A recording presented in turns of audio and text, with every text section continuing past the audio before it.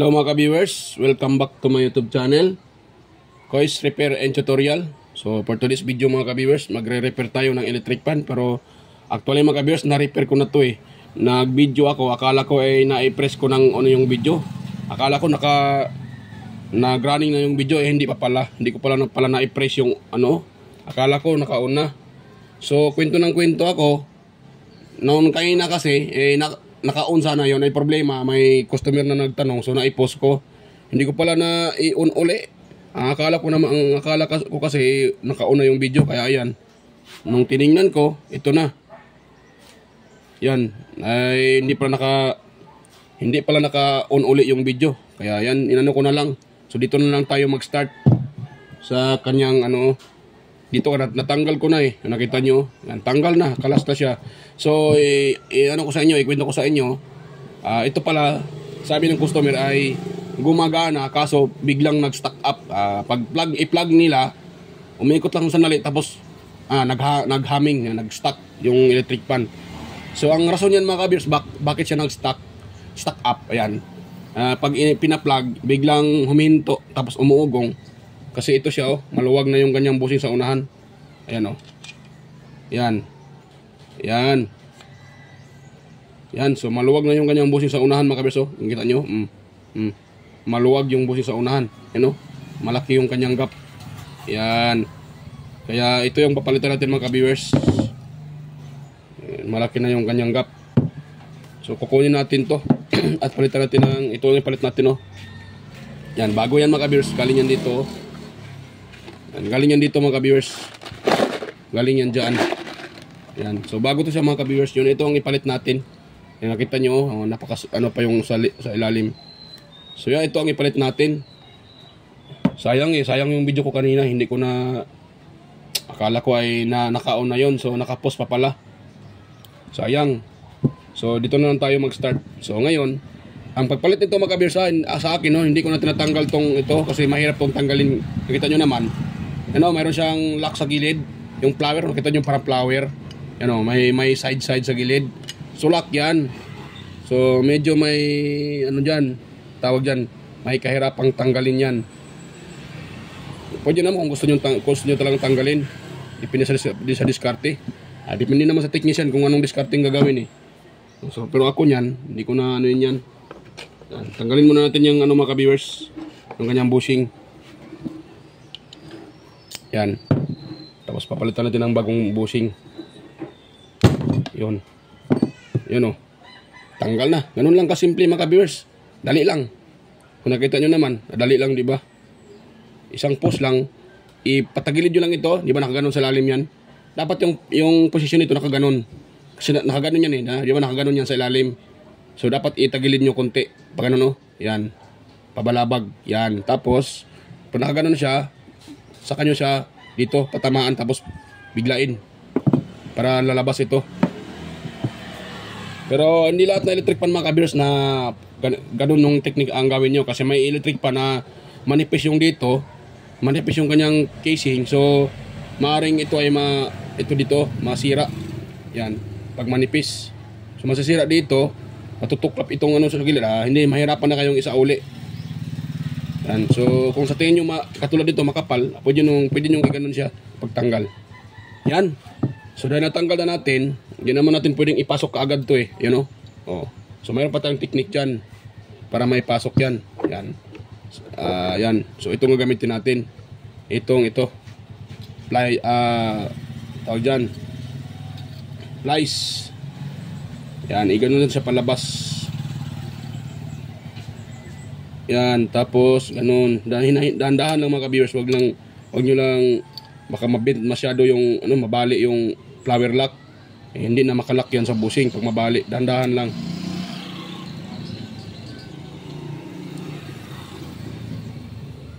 Yun. Dahan-dahan lang sa mga ka-viewers. Tapos ngayon, try natin ipasok. Yan, so pwede maipasok na yan. So, naipasok na siya. So, wag muna natin ipasok mga ka-viewers. Tanggalin natin uli. Yan. Lilinisan muna natin ito sa ilalim kasi madumi. So kailangan natin linisan. Tanggalin natin yung mga parang nabubulok na na foam. Yan. Yan, nabulok yung foam. Yan, wala nang foam yan. So nabulok na. At ganyan natin para lalabas yung ano. Yan, lumalabas yung mga nabulok na foam. Yan o, bulok na yung mga foam niya. Yan, nakita nyo naman o, nabulok na yung foam. Nagiwalay-hiwalay na. So, ano na yan siya. Sira na yung foam niya. Dahil yan sa init. Umiinit ito tapos naubusan ng langis. Kaya nasisira yung foam, pinaka-foam. Yan. Ano lang natin mga ka-viewers. Nga pala mga ka-viewers, kung bago lang kayo sa aking channel at kayo po ay napadaan lang, so huwag niyong kalimutang mag-like at mag-share at mag-subscribe. At pakipindot na rin yung bell button, ilagay sa all para updated kayo palagi sa aking mga video. Yan. So yan mga ka-viewers, so ano natin sa mga ka-viewers. Lagyan natin ng foam. Pero yung foam na ilagay ko dyan mga ka-viewers, ay ano lang ha, skanhan lang. Yan o, baka sabihin nyo na ano ha. Pero itong foam nilagay ko, ako ay nagpakatotoo lang mga ka-viewers ha, skanhan to, hindi to siya bago. So itong i-replace ko dyan na foam, nakakuha ko lang dito sa mga sirang electric pan. Kasi buo pa siya, hindi pa siya punit. Yan, so pwede pa yan mga ka-viewers oh. Yan, buo pa yung foam, hindi pa siya punit. So ito ang ilalagay ko dito. Yan, so ang paglagay pala dito mga ka-viewers, madali lang. Kung nakita nyo, medyo mali itong butas pero madali lang naman. Pwede lang mo namang i-bent yung foam eh. Pag na-bent na yung foam, pasok siya sa loob, tapos i-plaster, tsaka ilagay yung bushing, okay na yun siya.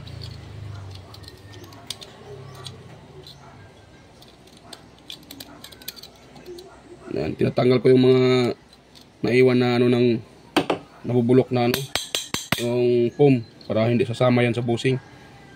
Kung sakaling ano natin.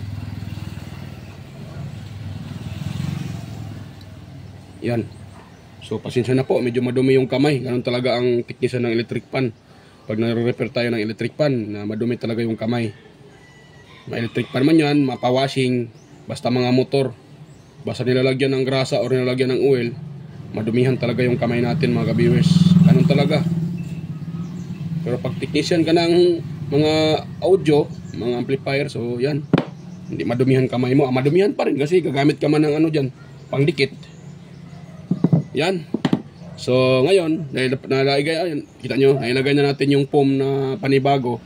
Yan, so ito na namang bushing ilagay natin. Ganun na natin oh. Yan, ganyan siya. Tapos ipasok natin dahan-dahan. Yan. Pag naipasok na yan mga ka-viewers, ipupos natin to siya. Ito. Kasi gumaganon yung ano niya, yung lock, gumaganon yung flower, nag-open, so ipupos natin siya para gumaganon, para iipitin niya yung pinaka-bushing natin. Yan.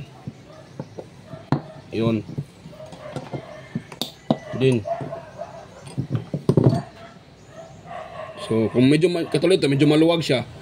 So, no problem yan. Madali lang yan mga ka-viewers. Ipagilid nyo sa uli, you know. Pag nagilid na, kuha kayo ng ano, ito flat screw. Dahan-dahan lang ha, huwag nyong pwersahin kasi baka madumiretso yung flat screw sa ilalim, masira yung bushing. Yan. Ganun lang. Yan, tapos iangat niyo uli yung bushing. Yan. O, matigas na. Ano? Hindi na siya kayang ano sa kamay. Matigas na siya mga ka-viewers. So, ganun lang ang pag-align ng bushing, ang paglagay ng bushing. Ano? Okay na siya. Ngayon, lagyan natin yan ng oil mga ka-viewers bago natin isalpak yung ano, itong pinaka-shafting. Ito. So, pasensya na sa mga nag-ano dyan sa akin, nagbabas na ako daw ay madada. Marami akong explanation. So, pasensya na po kung ako ay maraming explanation. Ang gusto ko lang naman ay kayo po ay matuto sa mga katulad ko rin na baguhan pa rin. So, ang gusto ko lang naman na ma-share ko sa inyo yung step by step. Pangit din naman na hindi ako nagsasalita sa video. Paano ko ma-explain sa inyo kung hindi ako nagsasalita? So, kailangan ko magsalita. At pasensya na sa nagsabi na ako daw ay madada at maingay. At pabalik-balik daw. So minsan naman pabalik-balik yung yung sinasabi ko. So ako po ay humihingi ng pasensya kung pabalik-balik. Yun. So ang gusto ko lang naman ay ma-share sa inyo. So pasensya na po kung ako ay madada. So ayan mga ka-viewers. Ayan. So mayroon na siyang oil. May oil sa ilalim. Ay kulang pa pala. Sinipsip pa ng foam. So dagdagan natin ng konti mga ka-viewers.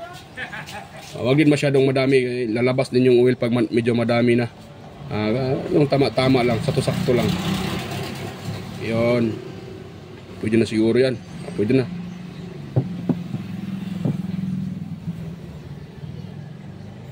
Yan, so pwede na yun mga ka-viewers. Ngayon, dahil nailagay na natin yan, dito naman tayo sa kabila, sa likod. Lagyan na natin ng pinaka-oil kasi buo pa yung foam mo. Kung nakita nyo, yan o, buo pa yung pinaka-foam nya. So, patakan natin ito ng oil. At iwasan yung mapatakan yung ating pinaka-motor kasi baka magkaroon ng grounded pag mapatakan yung motor. So, iwasang mapatakan ng motor ng ng oil. Yan, dapat mayroon kayong ganito na patulis yung dulo. Tapos ipasok nyo sa ilalim, tapos patakan nyo. Yun. Lang. So ngayon, may oil na yan mga ka-viewers. So gawin na naman natin ito. Itong pinaka-shafting, yan, patakan din natin ito ng oil bago natin ipasok para magiging swabe yung pagpasok ng bushing. Excuse me po. Yan. Para magiging swabe siya. So, dahan-dahanin natin, huwag biglain, baka masira yung bushing. Yan. Ganun lang mga ka-viewers, ganun lang kasimple ang paglagay. Dapat, dahan-dahanin lang din, huwag biglain. Para hindi natin masira yung ating nire-repair. Kasi pag tayo ay nagmamadali, so dyan tayo nagkakamali sa pagmamadali. Kaya medyo dahan-dahan lang. Yan. Tapos, sabay pasok. Yan, ingatan yung tatamaan to itong winding na yan, ingatan yung tatama dito sa gilid. Kasi magasgas yan, maputol or maipit, nawala na, hindi nyo na yan, hindi na gagana yan. Yan. Tapos, yan. Ngayon, dahil naipasok na natin yan mga ka-viewers, hilain natin siya kung may distance. So, may distance naman siya mga ka-viewers. So ngayon may distance siya, i-ano natin to mga ka-viewers, tawag dyan, isaulin natin yung kanyang pinaka-lock at itong sa pivot pin dito, ito pivot pin to, isaulin natin. Tapos higpitan natin dito sa kanyang screw sa gilid. Yan may screw. Mali pa yung kinuha kung screwdriver. Itong isa. Yan, higpitan natin dyan. Pala. Para hindi yan mahatak. Yan. Sorry natin yung kanyang lock. Higpitan natin. So, ganun lang mga ka-viewers. Ganun, dito naman tayo sa kanyang pinaka-screw sa makina. Itong apat na to.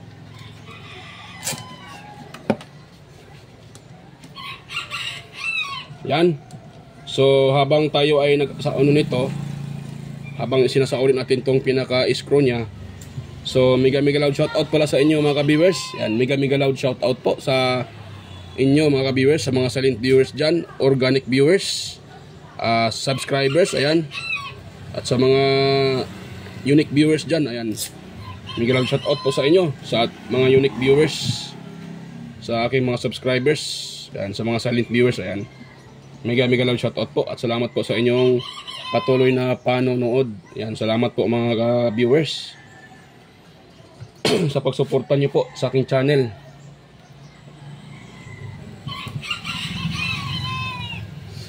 Ayan, so ito naman dito din. So ayan, mega shoutout din pala kay Sir John Santiano. Ayan, mega shoutout Sir John Santiano. Mega shoutout po kay kay Sir Alex Paroni. Ayan, mega shoutout po Sir Alex Paroni. At kay Sir Randy Trinidad, kay Ate Cecil Gichua, ayan, kay Sir Toxic Gaming or Ryan Sir Nelson Timon, ayan, or Toxic Gaming. Ayan, mega shoutout po. Ryan De Leon, Francisca Yanga, Florindo Isidro, John Mercado Jr., Meridale, Manuel Mahadokon, ayan, mega shoutout Sir Manuel Mahadokon, Ferdinand Lopez, ayan, mega shoutout po Ferdinand Lopez, ayan, mega loud shoutout. Enmar Dison, Edgardo Jr. Dato Talavera, Edgar Macam, Vicente Biboso Bandikilyo, ayan, mega loud shoutout po. At sa aking mga kaibigan sa YT, sina si Master Andy Tech, Andy Rabino TV Tech, ayan, mega loud shoutout po sa inyo. Inting Butingting, Andy Rabinuto. So, Maya Vlogs, Tele Teacher, West Jojo Tech, Ricardo Bernardo, Fix and Review. Ayan, may shoutout po. Leoda Tech TV, John P. Technician, Rodolph Oy Studio or Tech TV Official, Yoyong's Repair and Tutorial, Tactics PH Official, Jimenez Iban Vlog, Phil-Am Country Living, GOG's TV, White Perry, Horseshoe TV, Bulletin Channel, GEG Channel, Soktik TV, Kiri Mendoza Vlogger, Chris Perez Vlog, Rowell San Andres, EdgeTech TV, GFC TV, International Trackers, Cebuan ng Amaw, Jos Electrical Vlogs, Rodchoy Fishing Adventure, Mercy Wareham, Amigos Amigas. Yan, may shoutout po idol, Amigos Amigas, Jan Ingracia, Chuna Incabo, Leotech, DJS Channel, Inday Test TV, Lex TV Official. Ayan, may mayong buntag bay at may shoutout po sa iyo idol. By Lex TV Official, Jeros Florex Miss Vlog, The Burton Channel, Sir Watkins Life in Japan Countryside, Abby the Explorer, Sir Lawin, Iconic Insight and Beyond, Naanatanan TV, Maskarang Vlogger, Rina Vlog, Look the Great, si Aling Peps, Marco Francis Mix Vlog, For the Expert, Just Dado Vlog, Lovely Mood Forever, Island Store Mix Vlog, at si Farmer Boy TV. Ayan, may shout out pa sa iyo idol, Farmer Boy TV.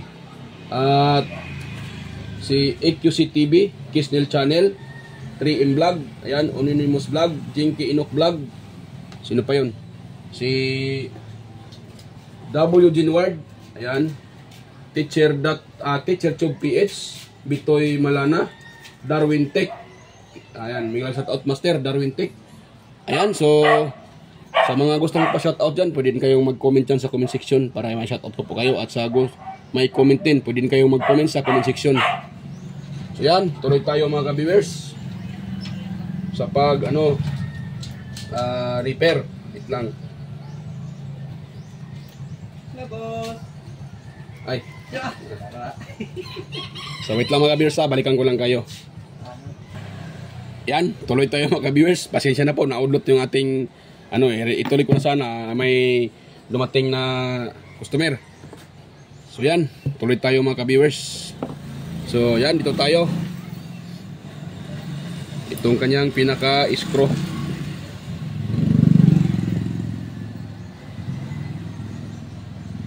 So lagay natin itong pinaka-screw nya.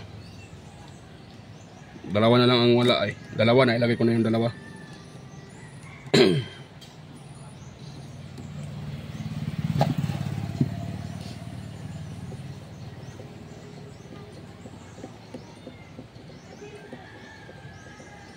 Yon.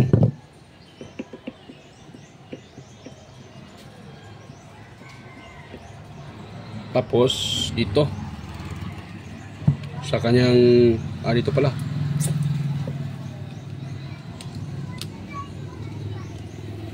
Yon. Ilagay na natin.